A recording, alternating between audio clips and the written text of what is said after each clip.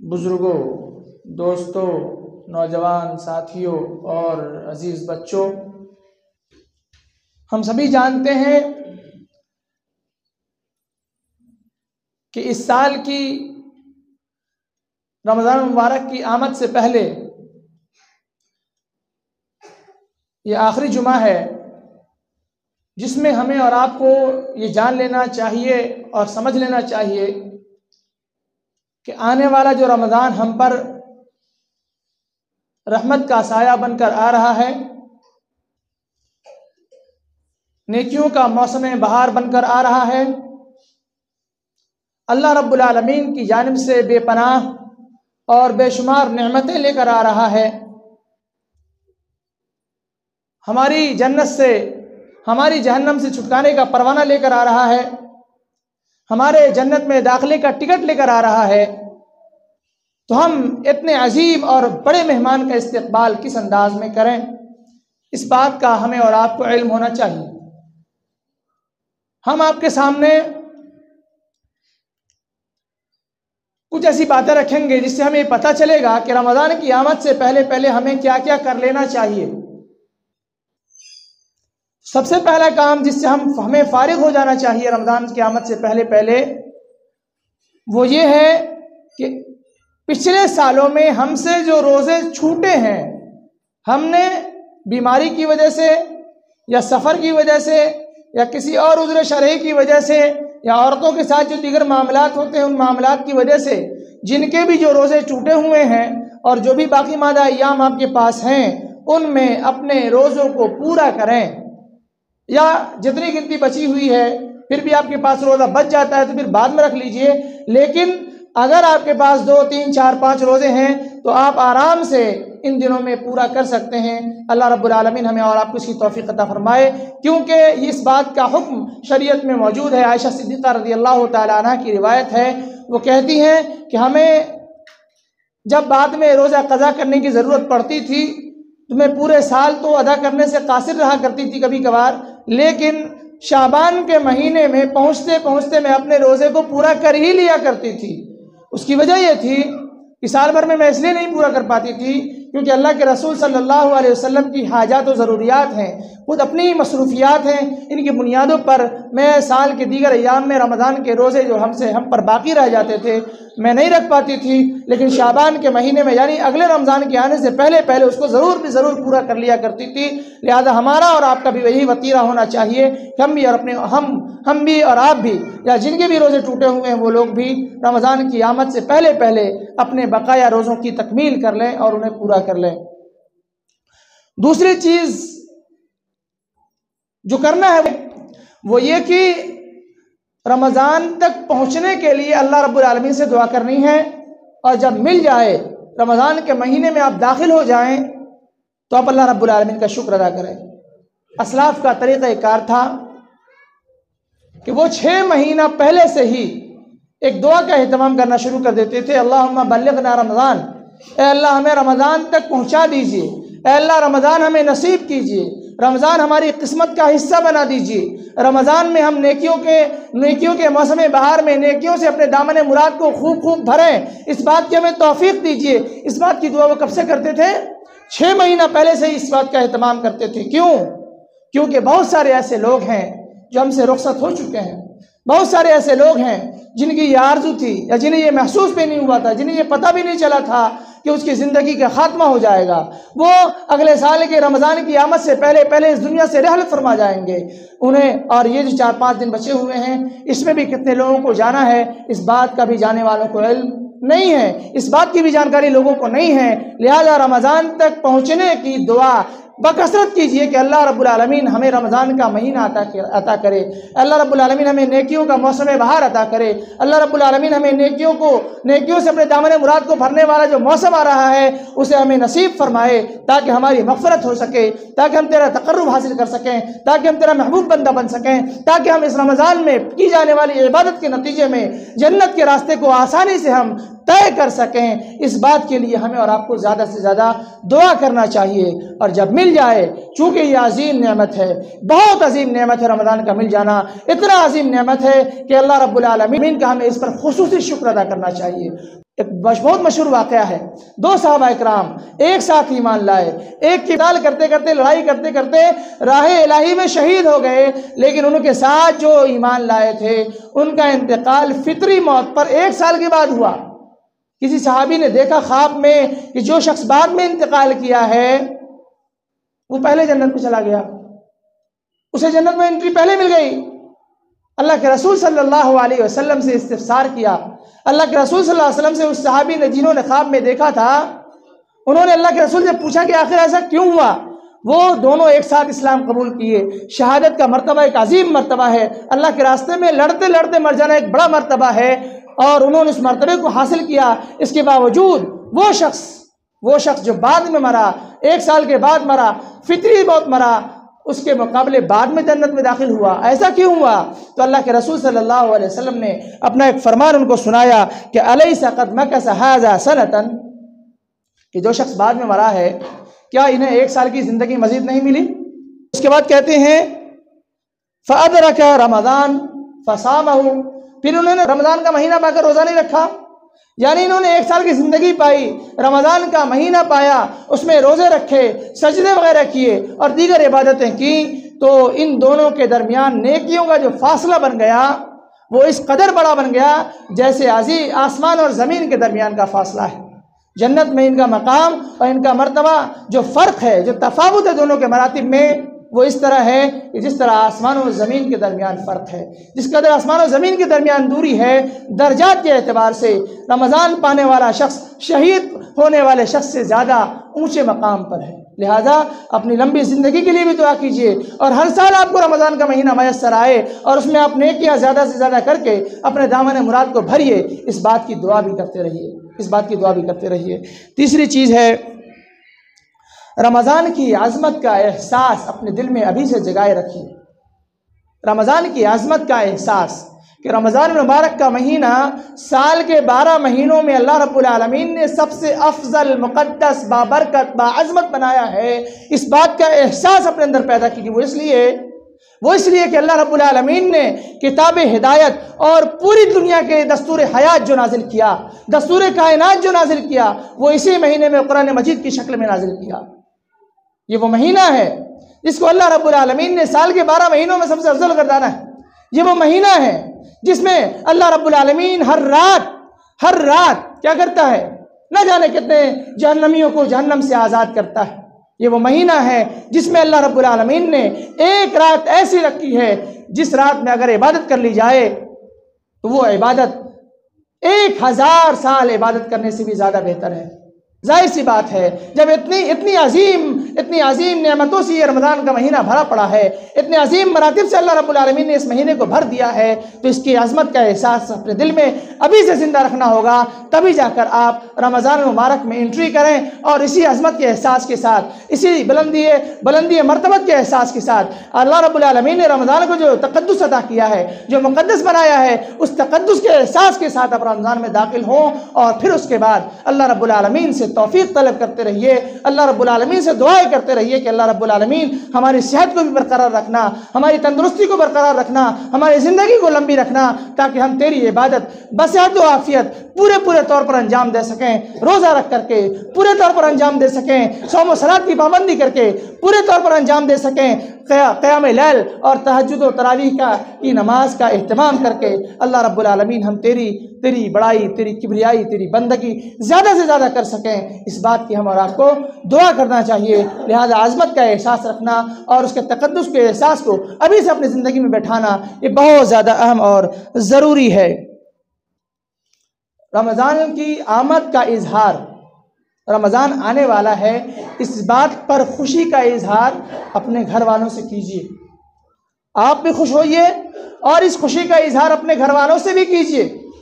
اللہ کے رسول صلی اللہ علیہ وسلم کی عادت تھی، ان کا طریقہ تھا کہ جب رمضان کا مہینہ آنے والا ہوتا تھا تو اللہ کے رسول صلی اللہ علیہ وسلم صحابہ کرام کو مخاطب کر کے کہتے تھے اتاکم رمضان شہر مبارک تم پر رمضان کا مہینہ سایہ فگن ہونے والا ہے، تم پر رمضان کے مہینے تمہیں ملنے والے ہیں، اور ایک ایسا مہینہ ہے جو بابرکت ہے، ایک ایسا مہینہ ہے جس میں نیکیوں کی بوچھار برستی ہے، نیکیوں کی برکھا برستی ہے۔ اللہ رب العالمین مسلمانوں کو نیکیوں سے محبت کرنے کی ترغیب دیتا ہے اور اس میں اضافہ کر دیتا ہے، لہٰذا یہ مہینہ بہت بابرکت ہے۔ اور فرمایا اللہ کے رسول نے فرمایا کرتے تھے، آپ بھی کہا کیجیے اپنے گھر میں بچوں سے، فرض اللہ علیکم صیامہ، اللہ رب العالمین نے اس مہینے کے روزے کو فرض قرار دیا ہے۔ اور کیا فرماتے تھے اللہ کے رسول صلی اللہ علیہ وسلم، تفتح فیہ ابواب الجنہ، یہ وہ مہینہ ہے جس میں جنت کے دروازوں کو کھول دیا جاتا ہے، جہنم کے دروازوں کو بند کر دیا جاتا ہے، اور سرکش شیاطین قید کر دیے جاتے ہیں، سرکش شیاطین کو بند کر دیا جاتا ہے، انہیں جکڑ دیا جاتا ہے تاکہ ہماری نیکی میں کسی قسم کی بادھا نہ آئے، کسی قسم کی بندش نہ آئے، کسی قسم کی رکاوٹ نہ آئے، کسی قسم کا قدغن نہ لگے، ہم آسانی سے نیکیوں کے راستے کو آسان کرتے چلے جائیں اور نیکیوں کو آسانی کے ساتھ انجام دیتے چلے جائیں۔ اسی طرح اللہ کے رسول صلی اللہ علیہ وسلم کہا کرتے تھے، اس مہینے میں ایک ایسی رات ہے، اللہ رب العالمین نے ایک ایسی رات بنائی ہے جس میں عبادت کرنا 1000 مہینے عبادت کرنے سے بہتر ہے۔ پھر اللہ کے رسول نے تنبیہ کی، اور آپ بھی تنبیہ کرتے رہیے اپنے گھر والوں سے کہ من حرم ھذا فقد حرم۔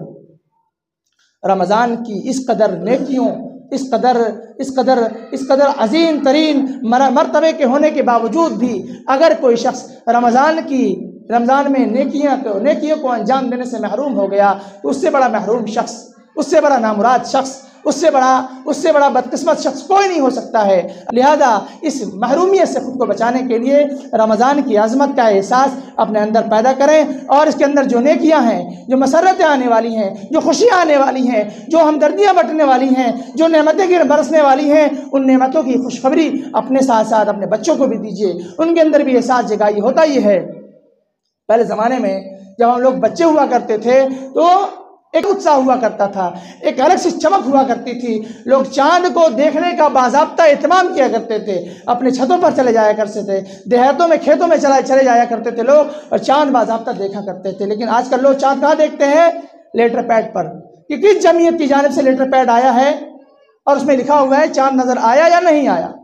باضابطہ سنت اللہ کے رسول صلی اللہ علیہ وسلم کی چاند کا دیکھنا ایک الگ اتساہ ہونا چاہیے، اور یہ چیز ہمارے اندر سے مفقود ہوتی جا رہی ہے، جو کہ افسوسناک ہے۔ یہ عظیم ترین سنت ہے کہ ہم ہر مہینے چاند کا دیکھنے کا اہتمام کریں، لیکن کم از کم رمضان اور جو دوسرے مواقع ہیں ان پہ تو ضرور ہمیں اہتمام کرنا چاہیے، کیونکہ اللہ کے رسول نے فرمایا صوموا لرؤیتہ وافطروا لرؤیتہ، کہ چاند دیکھ کر روزہ رکھو اور چاند دیکھ کر ہی روزہ رکھنا بند کرو، یعنی عید مناؤ۔ یہ ساری چیزیں ہمارے سامنے ہیں، لیکن اس کے باوجود چونکہ اپنے دلچسپی ہم نے ختم کر لی ہے تو یہ چیز ہمارے بچوں میں ٹرانسفر نہیں ہو رہی ہے۔ ہمارے بچے، ہم بار بار کہتے ہیں ہمارے بچے ہمارے نقال ہوتے ہیں، ہم جو چیزیں کرتے ہیں ہمارے بچے وہی کریں گے۔ ہم ان چیزوں میں رچی رکھنا، ان چیزوں میں دلچسپی رکھنا ہم نے چھوڑ دیا، ہمارے بچوں سے بھی وہ دلچسپی ختم ہوتی جا رہی ہے۔ ایک چیز اور ہے کہ رمضان کی آمد سے قبل اپنی نیت کو خالص کر لیں۔ رمضان کی آمد سے قبل اپنی نیت کو خالص کر لیں۔ نیت کو خالص کرنے کا مطلب کیا ہے؟ جو بھی پریکٹس، جو بھی آپ کو تربیت دی جائے گی رمضان کے مہینے میں نیکیوں کے ذریعے، برائیوں سے دور رہنے کے ذریعے، تو اپنے اندر پہلے یہ احساس پیدا کر لیں، یا پہلے اپنے آپ کو اپنے دل کو اس بات کے لیے پیور کر لیں کہ یہ جو سلسلہ ہم رمضان میں شروع کریں گے پورے سال اسی نہج پر اپنی زندگی گزاریں گے۔ پوری زندگی، ہماری زندگی جو گزرے گی اسی نہج پر گزرے گی کہ ہم اسی طرح نماز سے محبت کرنے والے رہیں گے، تلاوت قرآن سے محبت کرنے والے رہیں گے، غریبوں سے ہمدردی کرنے والے رہیں گے، تہجد و تراویح کا اہتمام کرنے والے رہیں گے۔ یہ ساری چیزیں ابھی سے اپنے دل میں پیدا کرنا شروع کر دیجئے، کیونکہ اگر آپ کی نیت میں کھوٹ ہوگا کہ آتا ہے رمضان چلا جاتا ہے، رمضان میں نیکیاں کرتے ہیں، پورے سال کا کوٹا پورا ہو جاتا ہے، تو پھر آپ جان لیجئے کہ ہماری اور آپ کی نیکی اللہ رب العالمین دھتکار سکتا ہے، اس کو بے فائدہ اور بے سود بنا سکتا ہے۔ نیکی کرنے کا ہمیں اور آپ کو شیڈول بنانا چاہیے۔ کیا بنانا چاہیے؟ شیڈول بنانا چاہیے کہ کون سی چیز فرض ہے اور کون سی چیز سنت ہے، اس بات کو اپنے ذہن میں بیٹھانا چاہیے۔ ہوتا یہ ہے، خاص کر تراویح میں یہ چیز دیکھنے کو ملے گی، لوگ عشاء کی نماز میں تاخیر کر دیں گے لیکن تراویح جماعت سے ادا کریں گے۔ مطلب یہ ہوا کہ آپ نے سنت کو فرض پر فوقیت دے دی، سنت کو ترجیح دے دی اور فرض کو چھوٹا سمجھا۔ ایسا نہیں ہے، فرض کا مرتبہ اتنا عظیم ہے کہ اس کے مقابلے میں کسی بھی عبادت کو نہیں رکھا جا سکتا۔ کسی بھی عبادت کو نہیں رکھا جا سکتا۔ لہذا رمضان میں خصوصیت کے ساتھ آپ پوری زندگی میں بھی اور رمضان میں خصوصیت کے ساتھ کم سے کم فرائض کے اہتمام میں کسی قسم کی کوتاہی نہیں کیجیے۔ لوگ سحری کرتے ہیں وہیں لمبے ہو جاتے ہیں، سحری کرنے کے بعد نیند میں ہی سحری کھایا اور نیند میں ہی وہیں پر سو گئے۔ بھائی کیسی آپ کھانے کے لیے اٹھے تھے، کھائے اور سو گئے۔ فرض نماز آپ پر فجر کی نماز تھی، آپ نے اس کے سلسلے میں کوئی بھی دلچسپی نہیں دکھلائی، کوئی بھی دلچسپی نہیں دکھلائی۔ افسوسناک بات ہے، افطار اتنا لمبا کرتے ہیں کہ مغرب کی جماعت نکل جاتی ہے۔ آپ سنت کے چکر میں افطار کا طریقہ کیا ہے؟ افطار کا طریقہ ہمارے اور آپ کے یہاں غلط ہے۔ افطار کے چکر میں مسجد میں جو نماز کے وقت کا شیڈول ہے اس میں تبدیلی آ جاتی ہے۔ افطار کا طریقہ یہ ہے کہ کھجور اور پانی پیجیے، نماز کی ادائیگی کیجیے، گھر جا کر پھر آپ جو کھانا ہے وہ کھائیے۔ یہ طریقہ اصل ہے کہ اذان سننے کے بعد کھجور پانی پیجیے اور اس کے بعد نماز کی ادائیگی کے لیے آئیے۔ نماز ادا کرنے کے بعد آپ کے پاس پورا ٹائم ہے، جتنا چاہیں کھائیں، جتنا چاہیں گھومیں، جتنا چاہیں جو کریں، آپ کی مرضی ہے، لیکن کم سے کم نماز کا اہتمام میں کسی بھی قسم کا سمجھوتا نہیں ہونا چاہیے، کسی بھی قسم کے نماز کے شیڈول کے ساتھ چھیڑ چھاڑ نہیں ہونی چاہیے۔ یہ بہت عالمی پیمانے پر میں سمجھتا ہوں اس میں کوتاہی کی جاتی ہے کہ رمضان میں جہاں 8 منٹ 7 منٹ کے بعد جماعت کھڑی ہوتی ہے وہاں 15 سے 20 منٹ کا بھی وقفہ لے لیا جاتا ہے۔ یہ افسوسناک صورتحال ہے، اس پر ہمیں اصلاح کی ضرورت ہے۔ اسی طرح سے تلاوت قرآن کی ترتیب ہونی چاہیے۔ تلاوت قرآن کے بارے میں میرا ماننا یہ ہے، میری ذاتی بات ہے کہ عام طور پر لوگوں کو قرآن کریم پڑھنا اس کو نہیں کہتے ہیں کہ آپ زبر زیر پیش کو ایک دوسرے حروف کے ساتھ لگا لیں اور آپ کو قرآن پڑھنا آ گیا۔ عربی زبان انتہائی باریک اور مہین زبان ہے،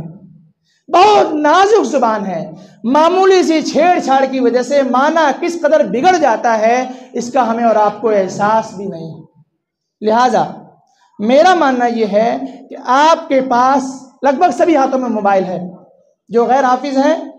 لگ بھگ سبھی ہاتھوں میں موبائل ہے۔ حافظ تو ماشاءاللہ قرآن پڑھتے ہی ہیں، لیکن جو غیر حافظ ہیں ان کے پاس موبائل فون ہے۔ آپ قرآن پڑھنا سیکھنا شروع کر دیجیے اس سال سے، کہ وہ کس طرح سیکھیے گا کہ بہت سارے ایپس موبائل میں ایسے موجود ہیں جہاں قرآن کی تلاوت ہو رہی ہے، قرآن کے وہ صفحات یا وہ لائنیں یا وہ حروف یا وہ آیت ہائی لائٹ ہو جایا کرتی ہے۔ آپ دیکھیے کہ جو ہائی لائٹ آیت ہے اس کی تلاوت کرتے وقت جو تلاوت کرنے والا امام ہے یا امام حرم ہے وہ کس طرح تلاوت کر رہا ہے، اس کی ادائیگی کیسی ہے۔ آپ کے اندر شوق، پہلے اتسکتا پیدا ہونی چاہیے، اس سلسلے میں آپ کے اندر شوق پیدا ہونا چاہیے۔ یہ رمضان قرآن کا مہینہ ہے اور قرآن کی تلاوت لوگ کرتے ہیں 10 قدم 12 قدم 15 قدم 11 قدم، پتہ نہیں کتنے قدم لوگ کر دیتے ہیں، لیکن اس کا کوئی خاطر خواہ فائدہ بلکہ گناہ ہو جاتا ہے کبھی کبھار۔ لوگوں کو تلاوت کرتے ہوئے سنو تو ایسا لگتا ہے کہ اللہ کی پناہ اگر یہ تلاوت نہ کرتا تو زیادہ بہتر ہوتا، تلاوت نہ کرتا تو زیادہ بہتر ہوتا۔ عام طور پر لوگ اس سلسلے میں دلچسپی نہیں دکھاتے ہیں۔ آپ کہتے ہیں ہماری عمر اتنی لمبی ہو گئی، ہم اب کیسے قرآن سیکھ سکتے ہیں؟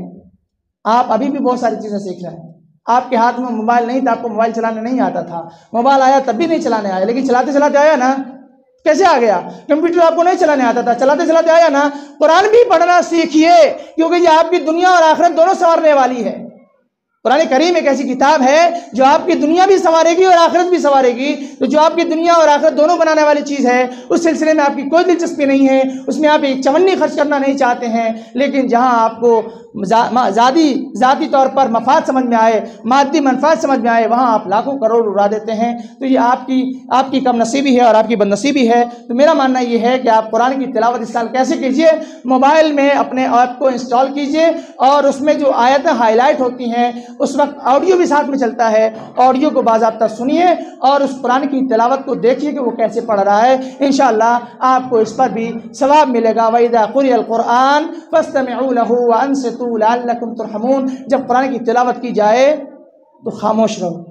وَأَنصِتُوا خاموش رہو، وَاسْتَمِعُوا اور بغور سنو۔ قرآن کریم کی تلاوت کو بغور سننے کی بات کی گئی ہے تاکہ اللہ رب العالمین تم پر اپنی رحمت کا نزول فرما سکے۔ اسی طرح سے ایک اور چیز ہے کہ اپنے گناہوں کو یاد کر کے سچی توبہ کر لیں، اور ساتھ ہی ساتھ رمضان کی جو ضروریات ہیں وہ عام طور پر لوگ اس کا اہتمام کرنا یا اس کا انتظام کرنا شروع کر دیتے ہیں رمضان کی آمد سے پہلے، لیکن عید کی ضروریات اس وقت کرتے ہیں جو رمضان کا کریم ٹائم ہوتا ہے۔ یعنی رمضان کا جو آخری عشرہ ہے عام طور پر لوگ خرید و فروخت اسی وقت میں کرتے ہیں۔ آپ عید منانے کے چکر میں کتنا عظیم سرمایہ اپنے آپ سے گنوا رہے ہیں، یہ آپ کو احساس نہیں ہے۔ رمضان کا آخری عشرہ اتنا عظیم اور مقدس عشرہ ہے، اسی عشرے میں اللہ رب العالمین نے اس رات کو رکھا ہے جو رات 1000 مہینوں سے افضل ہے، لیکن آپ بازار میں اس رات کو دے دیتے ہیں۔ 6 دن کی 10 دن کی تراویح پڑھ کر کے آپ فرصت پا لیتے ہیں، پھر آپ کاروبار میں لگ جاتے ہیں۔ یہ بہت بڑی محرومی ہے، یہ دنیا سے محبت کا یہ بہت ہی بھدلا مطلب منظر ہے، اور بہت ہی گھٹیا درشٹی کہہ سکتے ہیں آپ، کہ لوگ رمضان کے مہینے کو پا کر کے، اس میں عشرے کو پا کر کے بھی لوگ اس سے محبت نہیں اپنے اندر جاگرت کرتے ہیں، اس سے اپنی اچھا کو نہیں بڑھاتے رمضان کی محبت کے تئیں، اور اپنی بد نصیبی کی بنیاد پر وہ اپنے کاروبار میں لگے رہتے ہیں، دکانوں میں، مکانوں میں، اور ادھر ادھر۔ ایک اور بدعت ایجاد ہو جاتی ہے۔ ایک اور بدعت کیا ایجاد ہو جاتی ہے رمضان میں؟ دن میں 11 بجے 12 بجے تک سوئیں گے، رات میں پوری رات کیرم بورڈ کھیلیں گے۔ کیرم بورڈ کھیلنا اپنے آپ میں گناہ ہے بھائی، کیرم بورڈ کھیلنا اپنے آپ میں دیگر مہینوں میں گناہ ہے، آپ رمضان میں پوری رات جا کر کے کیرم بورڈ کھیلتے ہیں۔ اللہ رب العالمین کی ہزار پناہ، اللہ رب العالمین کی لعنت نے پورے رمضان کے مہینے میں برسا رہے ہیں بھائی۔ وقت کا ضیاع کتنا عظیم، شیطان آپ کو کس قدر فریب میں اور کس قدر پھندے میں پھنسا رہا ہے، اور یہ بہت بڑی بیماری ہے۔ مدھوبنی میں بھی دیکھا، دربھنگا میں بھی دیکھا لوگوں کو۔ رمضان میں خاص طور سے جو چیزیں گھروں میں، بچے گھروں میں کھیلتے ہیں، لیکن رمضان کا مہینہ آتا ہے تو لوگ بچے کیا ہوتے ہیں، سڑکوں پر ٹیبل لگا کر اور بورڈ لگا لیتے ہیں اور پھر وہاں پر کھیلتے ہیں۔ افسوسناک صورتحال ہے۔ اللہ رب العالمین ہماری اولاد کی اصلاح فرمائے۔ باتیں تو اتنی ہیں کہ کہتے کہتے اور بھی وقت نکل جائے، لیکن اللہ رب العالمین نے آپ تک ہم سے جو باتیں پہنچائی ہیں انہیں حرز جا بنانے کی توفیق دے۔ رمضان کے ایک ایک لمحے کو قیمتی سمجھیے گا، رمضان کے ایک ایک لمحے کو قیمت کی نظر سے اور اپنے لیے خوش نصیبی کی نظر سے دیکھیے گا کہ اللہ رب العالمین نے ہمیں خوش نصیبی عطا کی اور ہمیں ہمارا قسمت اچھا رکھ کر کے رمضان کا مہینہ میں عطا کیا۔ دعا کرتے ہیں کہ بارہ الہی کہنے سنے زیادہ عمل کی توفیق عطا فرمائے، جب تک زندہ رکھے اسلام پر زندہ رکھے، جب ہمارا خاتمہ بالخیر ہو۔ بارک اللہ لنا ولکم فی القرآن العظیم ونفعنی وإیاکم بما فیہ من الآیات والذکر الحکیم، انہ تعالی جواد کریم ملک بر رؤوف رحیم۔